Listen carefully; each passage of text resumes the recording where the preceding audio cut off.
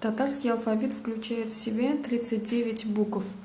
33 буквы взяты из русского алфавита, 6 букв принадлежат исконно татарскому языку.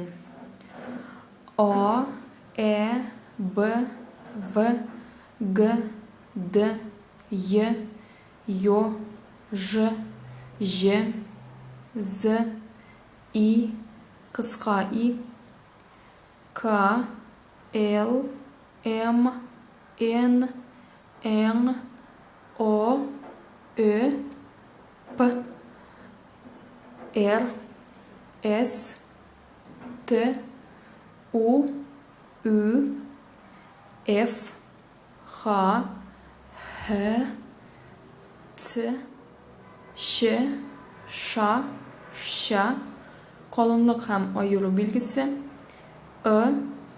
нечкәлек һәм айыру белгісі, Ю, Я. Сделаю такое примечание, что твердый знак в русском языке переводится на татарский язык как колонлык белгisi, но еще есть слово айыру белгisi. Что такое айыру белгisi? Это разделительный знак. В татарском языке твердые и мягкие знаки являются еще и разделительными знаками. Они разделяют слово на две части, как, например, в слове оряк. Вот произношение мы не говорим аряк, а говорим оряк. Оряк. Разделяется два слова с помощью данного знака.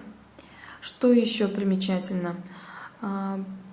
Можно как пример привести то, что в татарском алфавите есть буквы, которые в татарских словах совершенно не используются. Они используются только в словах, заимствованных из русского языка. Например, буквы Ж, Ё, Ц, Щ. И все на этом. В татарском языке, как я ранее сказала, есть 6 букв, которых нет в русском. Они очень трудны для произношения, для русскоязычного населения. Поэтому давайте повторим их.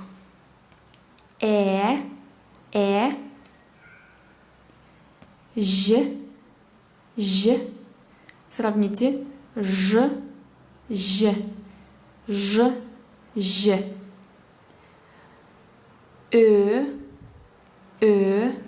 Сравните.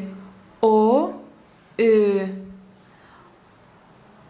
О, Н.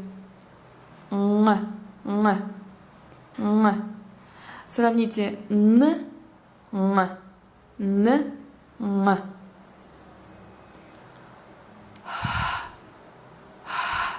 Сравните. Х, Х.